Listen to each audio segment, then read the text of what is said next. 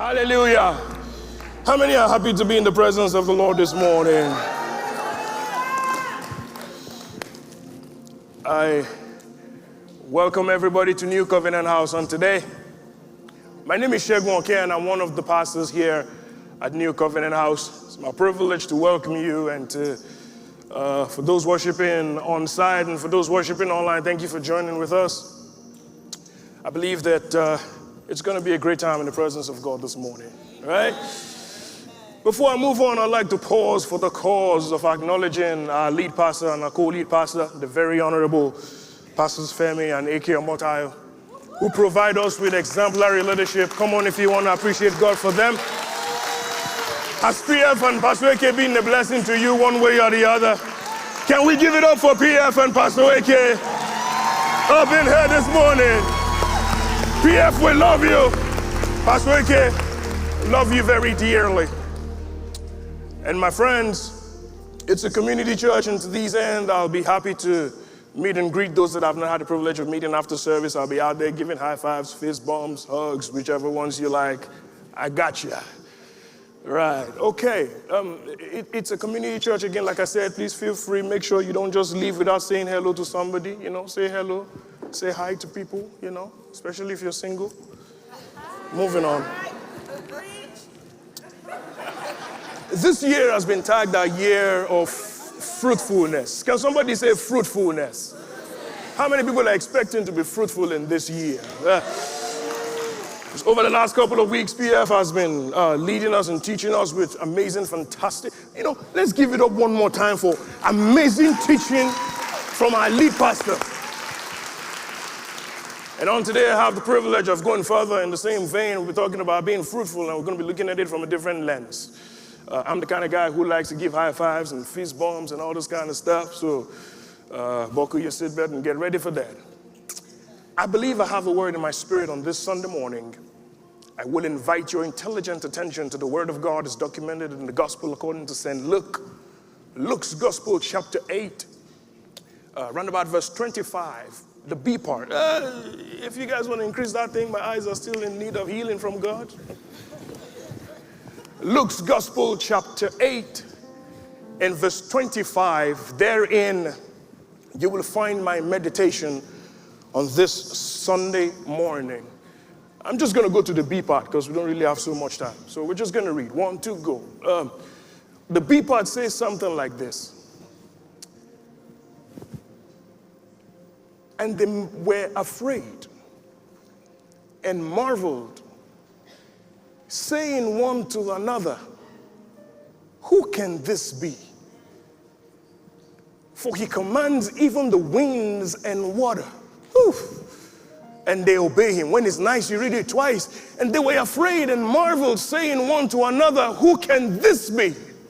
For he commands even the winds and water. And they obey him. For the moments we'll spend together this morning, I'd like to tag a title on today's text and teach from a topic. You ready? Can you help me out? Five your neighbor. Say, neighbor! Oh, neighbor! I don't. Do you see that neighbor doesn't seem to be awake? Look at the other neighbor. Slap the other one half. Say, neighbor! Oh, neighbor! Open your mouth. On this side, can you slap your neighbor half? Say, neighbor! Oh, neighbor, open your mouth. This time, can you throw your hands up to God over your life? Declare for yourself, open your mouth. Spirit of the living God, this is your time. Send the word loud and clear till demons tremble, till all hell gets nervous, till principalities and powers know that there is a God in heaven. And at the blast of his nostrils, he parts the Red Sea. And that his word in our mouth splits the rocks, breaks yokes, lifts burdens. In Jesus' name we pray. Amen. Open your mouth.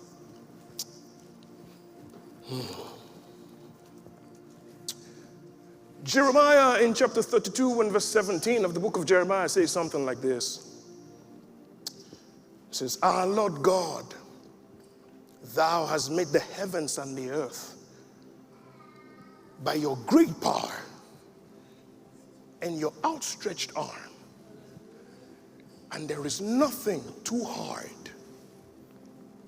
for you. I read it one more time. Ah, Lord God, thou hast made the heavens and the earth by your great power and outstretched arm. Whew. And nothing is too hard for you. My friends, Jeremiah is telling us that we can narrow down creation to two things: the outstretched arm of God and his great power. Come here, Bible class. Outstretched arm is Bible language because I've not seen the hand of God before. Outstretched arm is Bible language. It's what theologians call anthropomorphism. Yeah. Anthropomorphism comes from two Greek words: anthropos, man, morph, form. So when Jeremiah is talking about the outstretched arm of God is anthropomorphic, it's talking about human form being attributed to God because God is spirit. And God has made provisions to accommodate the limitations of our thoughts, our thinking, and our understanding. Hence, he attributes to himself traits and characters that we can relate to so we can try to comprehend what he's saying. So Jerry tells us here that God, with his outstretched arm, made the heavens and the earth. But then he says something else as well. He says, by his great power. When I was doing my due diligence, the word translated as great power there is the word from which we get omnipotence. Whew. It's going to get good in here this morning. I feel it. Theologians tell us the omnipotence of God is the attribute of God in which God is limitless. It talks about the fact that not just is God limitless, God is the one who causes all things to exist, yet there is no cause for his own existence outside of himself. Yeah. So they tell us that God is limitless. He is the cause of existence for all things, and there is no trace for the reason for his own existence. But I like this one as well, for note takers. The omnipotence of God says that God has all power over all things, all times, always. I say that to my friends over here. The omnipotence of God means God has all power over all things, at all times, in all ways. And let me say that for my friend at the back there. God has all power over all things, at all times, and in all ways. Can I just prophesy to about 100 people this morning that God is about to reveal his power in your life? I don't know what area of your life is in need of his power. For somebody, your health is in need of his power. But God works in all things, in all ways. Somebody shout, God is mighty. So Jerry tells us here that God makes the world with his outstretched arm and his great power. But you see, the Bible will always explain itself. So I'm going to summon to the witness box Moses.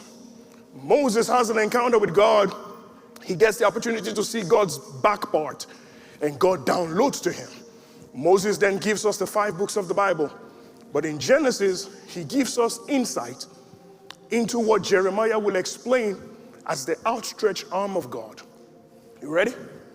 Let's go. Genesis chapter 1. You know the story very well. In the beginning, God created the heavens and the earth. The earth was without form and void. Darkness was upon the face of the deep.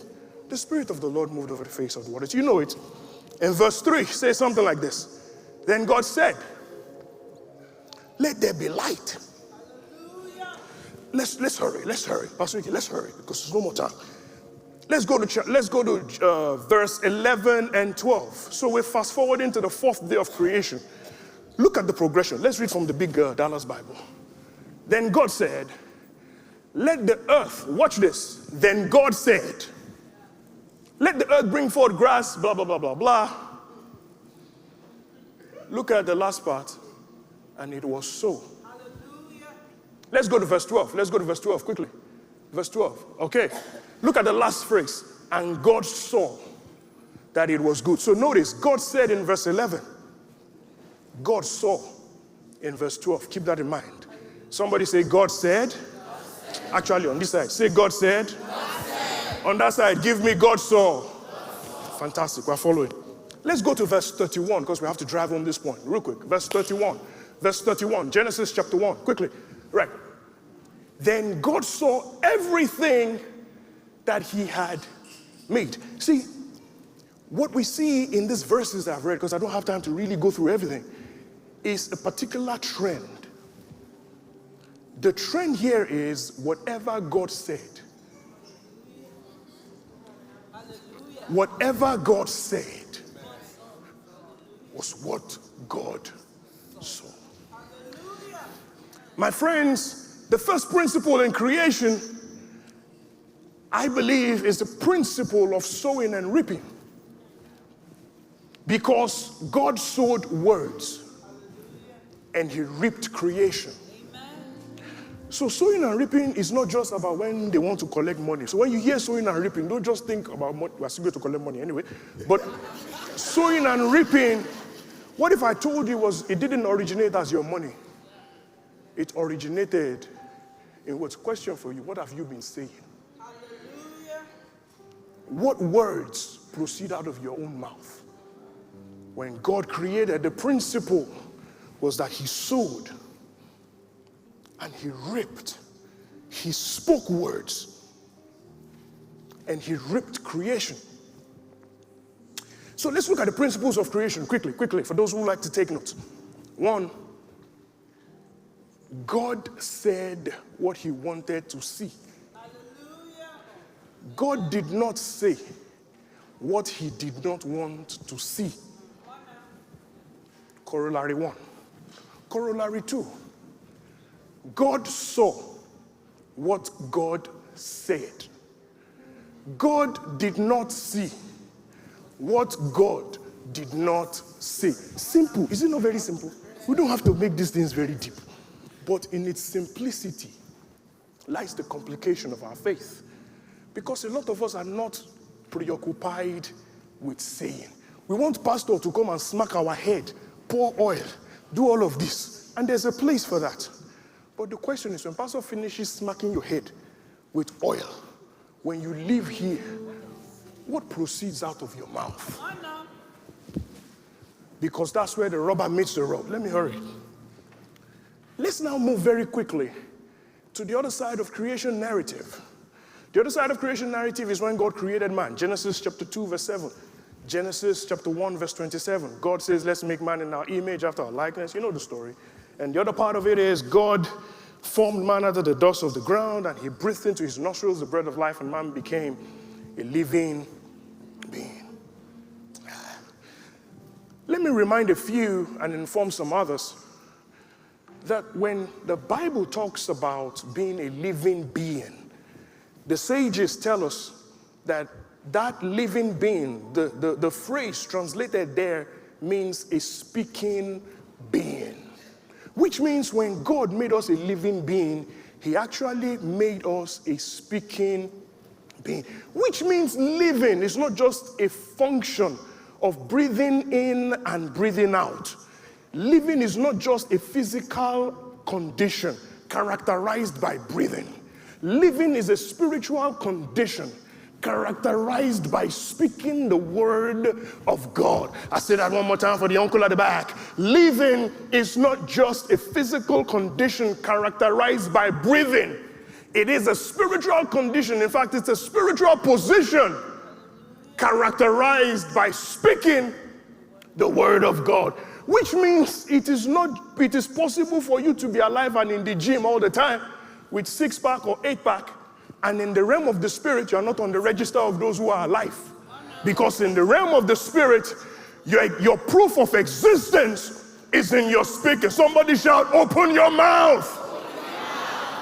And so, my friends, it becomes important that at creation, God puts this in place, that in order for us to live like him, remember, we're created in his image. Let me back up a little bit. See, when the Bible says we're created in his image, this is a simple Bible class, right? We're created in the form, and we are created to function like God.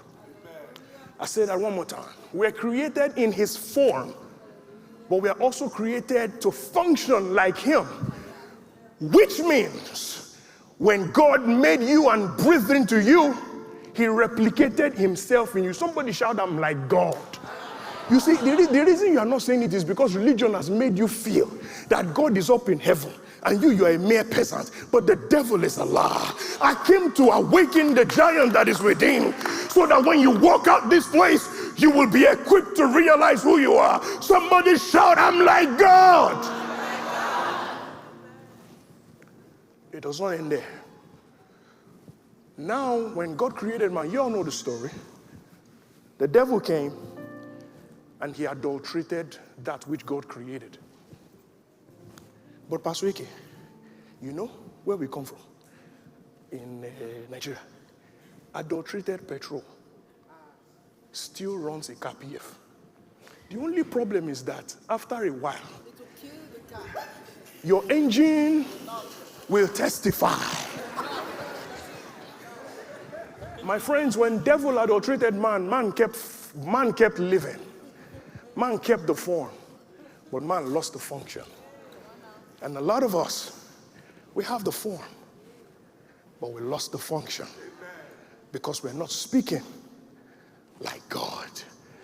And all through history, God has been looking for a way to bridge the gap and repair the gap between God and man. And we'll find it through history. PF was teaching us here a few weeks ago about the children of Israel in Numbers chapter 13. That scripture will not leave my spirit. Numbers chapter 13, PF, you taught us in verse 33 about the spies. 12 of them went. 10 came back and said, well, we don't know how this thing is looking. But keep in mind, they came back with the grapes. So they saw the fruits in the land. But let's see what they said. Let's remove this one. See? And there we saw the giants. And we were like grasshoppers in our own sight. But these same people who saw themselves as grasshoppers came back with the grapes. But unfortunately, they couldn't make it into the promised land. You know why?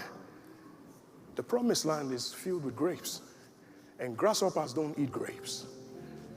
Grasshoppers have no business with grapes. My friend, what you feed is what grows. If you feed the giant, you lose the promise. Where did that come from? That came from the spirit. He entered. If you feed the giant, you lose the promise. And my friends, here's the point that I grapple with. If you mislabel yourself,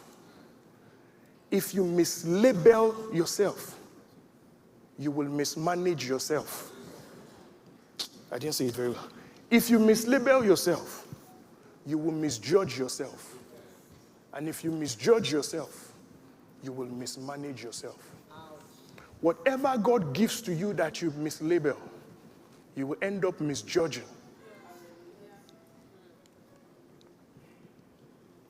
And so here is God in his dealings with us. He's trying to get the children of Israel to understand that it's a function of the things that proceed out of your mouth. It's your confession.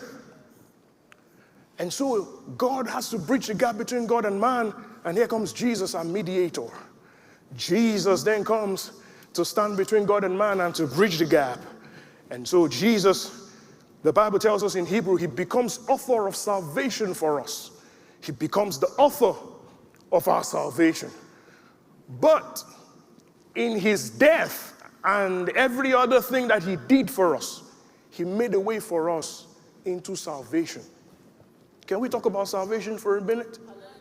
Let's go to Romans chapter 10 as I begin to try to see how to land this thing. In Romans chapter 10 verse 10, see, Christianity is called the Great Confession. Romans chapter 10 verse 10. Look at what he says. Let's read it. Let's read this one like a mass choir. 1, 2, go. For with the heart one believes unto righteousness, and with the mouth, which means your salvation is preceded by your confession, which means nobody ever gets saved without making the right confession.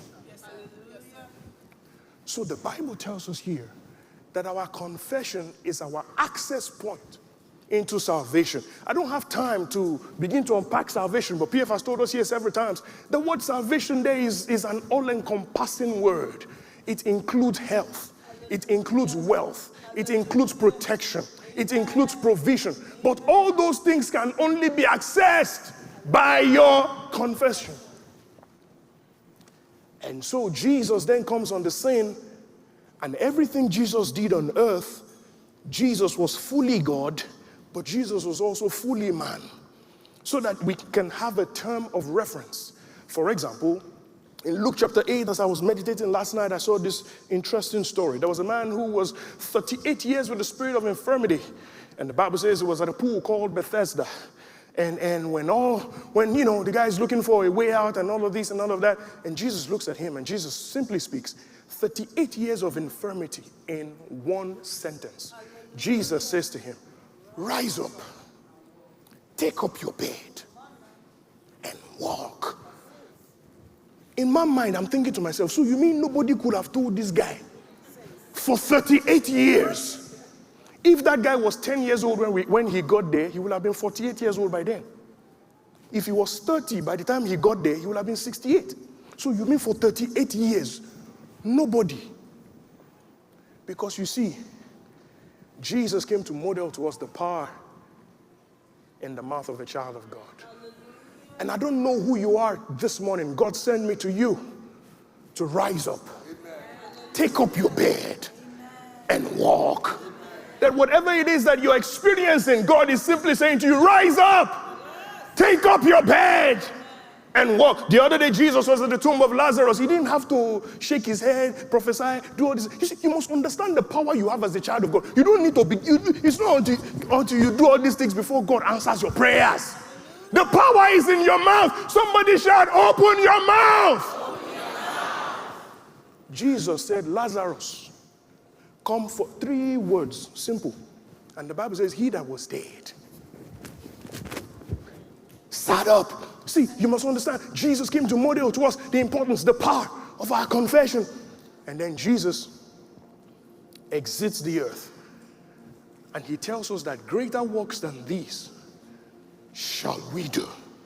My friends, it's a year of fruitfulness, but nobody is fruitful who did not plant seeds.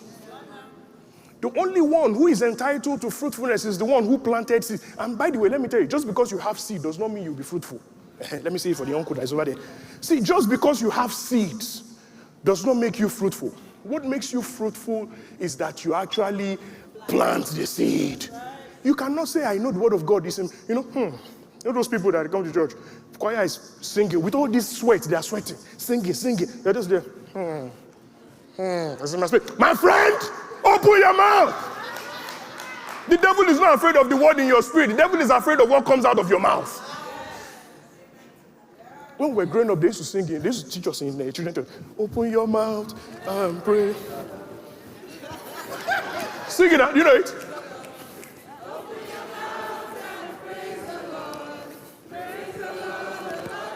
Quite a few people say I don't know how to dance.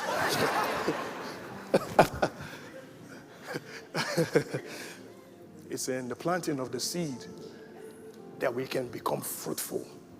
Whoever doesn't plant the seed of the word cannot be fruitful. For my note takers, I want to give you 3 points and I'll be out of here.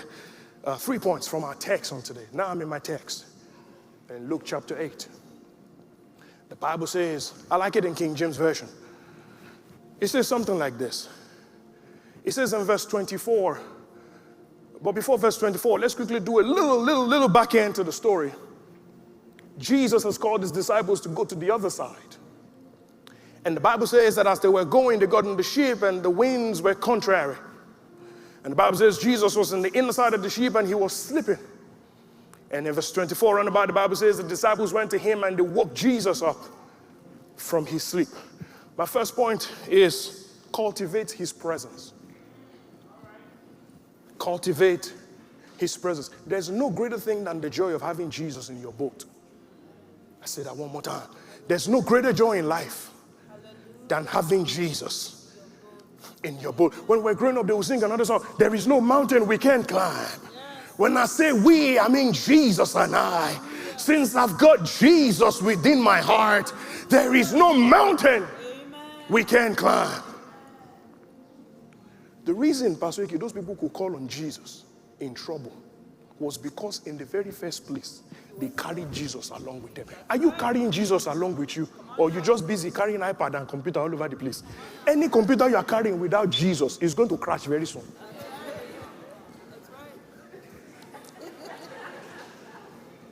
We're living in times where people want to see Jesus. They don't want to see your presentation abilities. They want to see Jesus.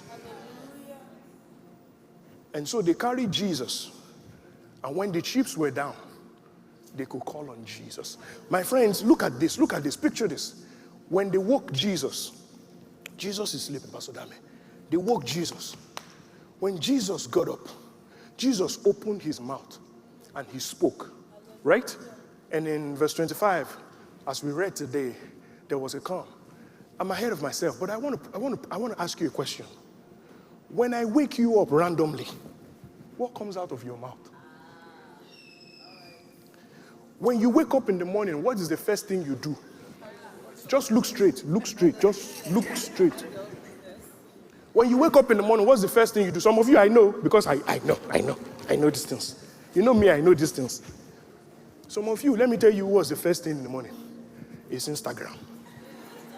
Instagram.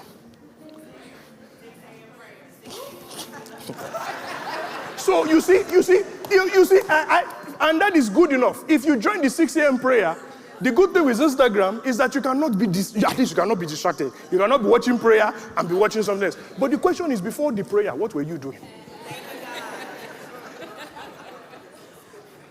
And Pastor Dami, you know, a lot of us know. A lot of us, don't we know? We all know that a lot of things we see on Instagram. Oh, nah. Oh, you didn't know. You didn't.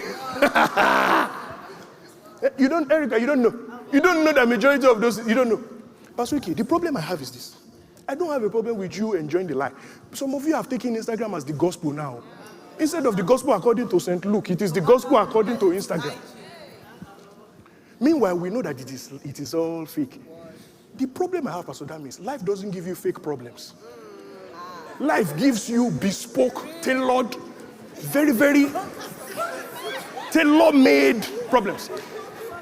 If the propositions you have been exposed to is the fakeness of Instagram, then I wonder what is going to help you when life attacks you. Meanwhile, the Bible already told us, it's in the Bible, Jesus told us, he says sufficient for the day, which means every day has its own evil. But I've not finished, because that Instagram thing, you know, some of you will say it's not Instagram. Okay, let's tiptoe, let's leave Instagram. Now we land in TikTok. Oh. You wake up in the morning, first thing is TikTok. You look. Nobody is talking to you there. Then you leap. Say, nobody's talking to me here. Then we land in WhatsApp. Only you know the status of everybody on your WhatsApp. You know what everybody is doing. Meanwhile, you don't know the status of your own relationship with God. Just look straight. Your relationship with God does not even have a status anyway. So when they wake you up, all you see is the storm. And nothing else comes out of your mouth. Because Instagram won't fix what life throws at you. The devil has no respect for Instagram and TikTok. He only has respect for the word of God. I gotta move. I told you the first thing, cultivate his presence. I'll tell you this. There's a book that changed my life. It's free. Check it out. This book was written in the 1800s by a man called Brother Lawrence. It's called Practicing His Presence. Practicing His Presence. If you've got an iPhone, you can link me up after and I can drop it for you. It's free. Practicing His Presence. Simple, small book, changed my life. Cultivate His presence. Number 2, cooperate with His power. Cooperate with His power. When they woke Jesus up, Jesus got up and He spoke to the wind. My friends, let me say this. I may not be able to finish this sermon. Maybe I just need to wrap it here. When Jesus got up, He spoke. See, my friends, there is such a thing called power center. Somebody say power center. It's important that you know your power center. Somebody's wondering, what do I mean? Let's go back to the Bible. Moses had a power center. His power center was his hand. God met with him. Put your hands in your bosom. Bring it out, leprous. Oh, okay. Put it back. Bring it out, healed. Moses on the top of the mountain, children of Israel fighting, raise up your hand. When his hands were up, they won the battle. When his hands were down, you know the story. His power center was his hands. Joshua, on the other hand, his power center was his leg. I'm about to give you the land to possess wherever the sole of your feet will tread upon. Pastor Oke, I have an assignment for you because I know you're very scholastic. When I was reading my Bible, concerning Moses, he had experience with God. God says, take off your shoes from your feet, plural. When he got to Joshua, he says, take off your shoe from your foot. So, Pastor Oke, you help us do a thesis to find out if Joshua was a one-legged man or not. Because I believe that even the tenses in scriptures are not by accident. So I don't know if he was a one-footed man. But he didn't, let's assume he was a one-footed man. He didn't stop the power. Because your limitations cannot stop the power of God. His power center was his leg. One more. Samson. My son loves Samson because that's what we are studying in our Bible thingy with my children. My son wants to be like Samson. I told him no. Don't go put your head on any stupid girl's leg.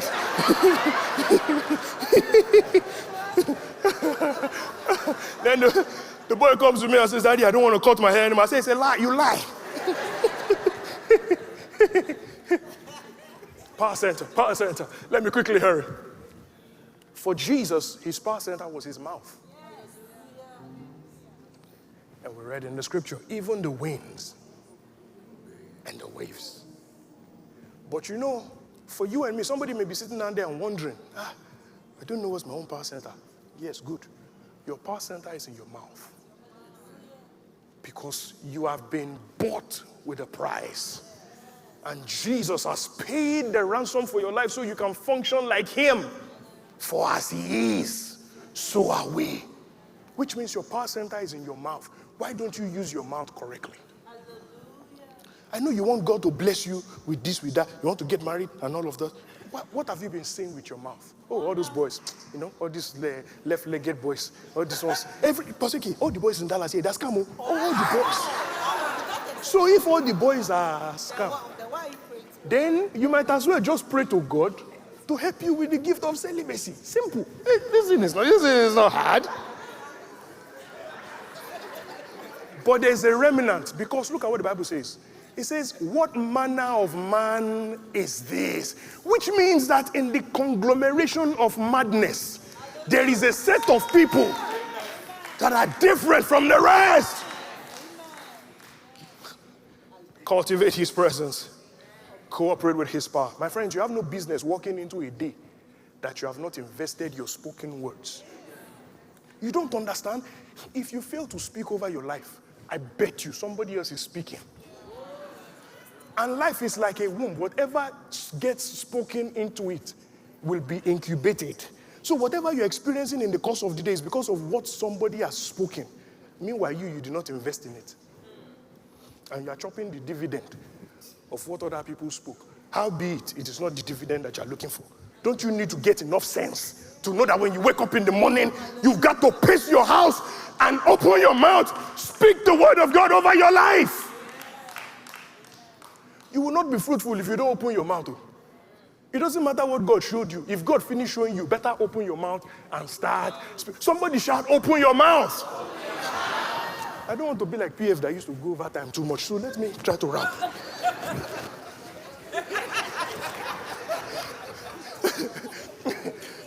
First point, that's it.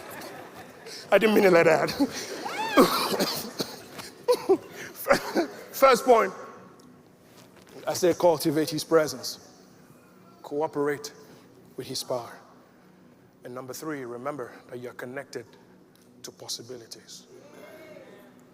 When Jesus got up that day, it felt impossible for the storm to cease. But in Christ, there's no such thing as impossible. Remember we read, thou hast made the heavens and the earth by your great power and outstretched arm, and nothing is impossible for you. My friends, even if it feels like you are going down right now, my friends, don't go down without a fight. Open your mouth. Did you not read what Micah says in chapter 7, verse 8? He says, rejoice not over me, O my enemies, even when I fall. He said, because when I fall, I will rise again. I don't know who I'm preaching to this morning, but God sent me to raise you up from the ashes of defeat God sent me to declare to you, it's time to rise up. It's time to get up. That whatever has held you bound, it's time to give up. And you are getting ready to experience God's lifting abilities. My friends, cultivate His presence. Cooperate with His power. And remember, you're connected to His possibilities. I need to end here. Our text for today is tailored to teach us that there is a set of people in this world that cannot get drowned by the storms of life. There's a set of people in this world with power in their palate, with muscle in their mouth, with a dynamite in their dentures, so that when they open up their mouth, even the winds and the waves obey them. The way we're going to be fruitful in the year 2025 is to open our mouth.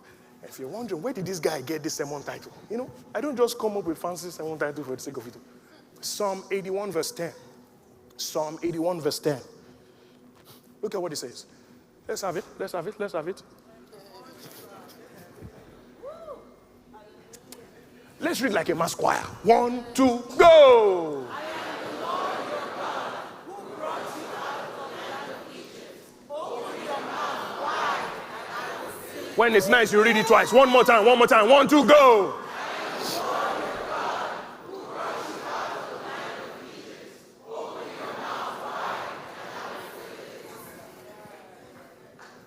Matter of fact, can you just help me one more time and know your neighbor? Slap them a high five, say, neighbor! Oh, neighbor! Open your mouth! Slap the other one a high five, say, neighbor! Oh, neighbor! Open your mouth! Can I ask New Covenant House, you stand to your feet? You are going to open up your mouth in 60 seconds. Shatakapaya. You are going to open up your mouth. Whatever the devil has done, you will undo it today. You are not looking for no prophet to lay hands on you. Open up your mouth by yourself. And if you get in the spirit, you can grab the hand of the person next to you until demons tremble, until the devil gets out of your business. Open up your mouth. Whatever the devil has done, I undo it in the name of Jesus.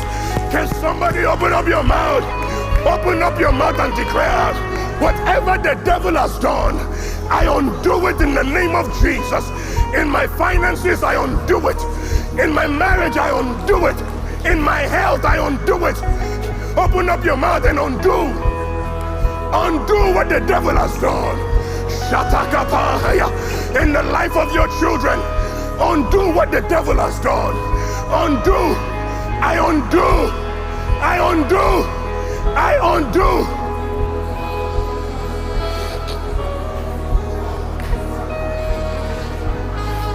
Yes! Yes! Power is here! Jesus is here! Shatakabaya! Open up your mouth! Open up your mouth! The devil cannot have the final say. The devil cannot run the show in your life. The devil cannot run riot over your life. Shataka papaya, baroske tepelia, shanebeke pelia, barusa tapaya, hikata papaya. In the life of my wife, in the life of my children, in the life of my parents, in the life of my nephews, in the life of my cousins, in the life of my church members, I undo. I undo.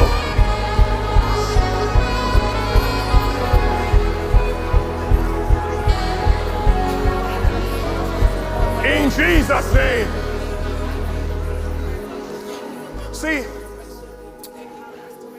one of the things with our confession is that we declare and say the same thing as Jesus says. So now that we have undone, we are now going to create. Because there's such a thing as aligning our words with the words of Jesus. So you are going to open up your mouth for another 60 seconds.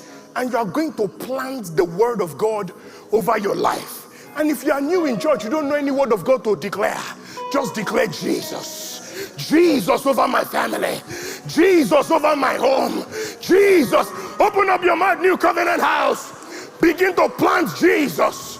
Jesus is our seed. He's the seed of the woman. He is the seed of the woman that crushed the head of the enemy. Open up your mouth, New Covenant House. If God has shown you a dream, if God has given you a vision, Jesus has shown you something, declare it, declare it, declare it, declare it. He's spoken a career for you. Declare it, declare it. I can hear you. I can hear you. Open up your mouth and declare. Yeah, katapapaya. Shatakapa. Yes, Jesus. Jesus over my family. Jesus over my mind. Jesus over my health. Jesus over my business. I speak Jesus. I speak Jesus. Come on, I speak Jesus. Shatakapaya. Yes, yes, yes. New Covenant House, I can hear you. Yes. Yes. You must be fruitful. You will be fruitful. You will be fruitful.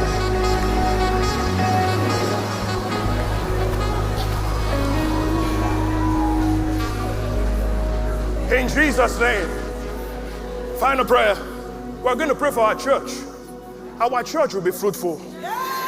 You don't understand what I am saying. I am saying that this church is going to expand. I'm saying that our influence will be felt in different places. Listen, let me tell you, Pastor Oke, I believe one day we will have representatives here in the corridors of power.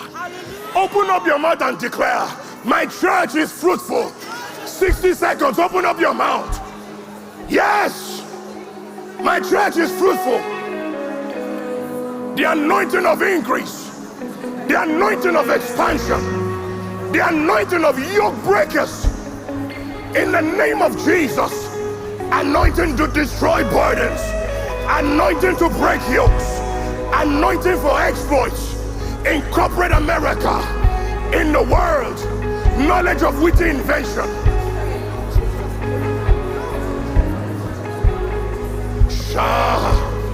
In Jesus' name. Sorry, I know I said last one earlier on.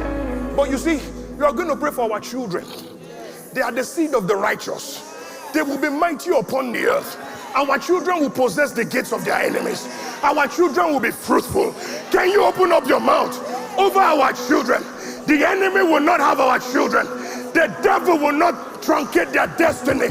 The devil will not derail them. They will not walk in the counsel of the ungodly. They will not stand in the way of sinners. They will not sit at the seat of the scornful.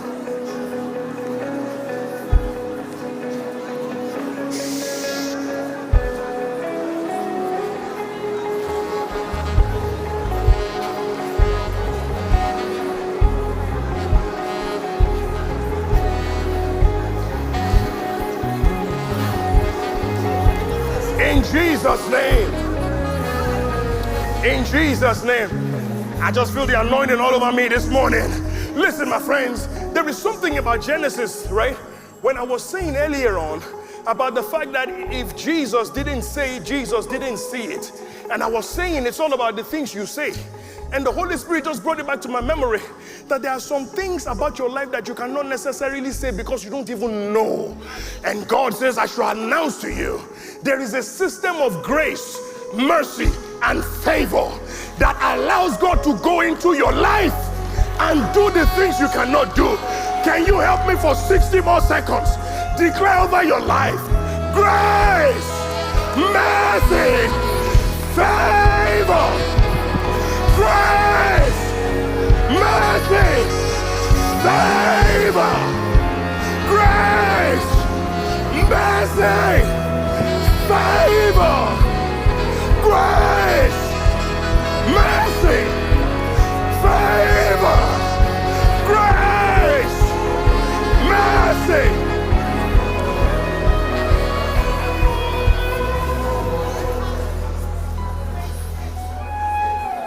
Every head bowed and every eye closed.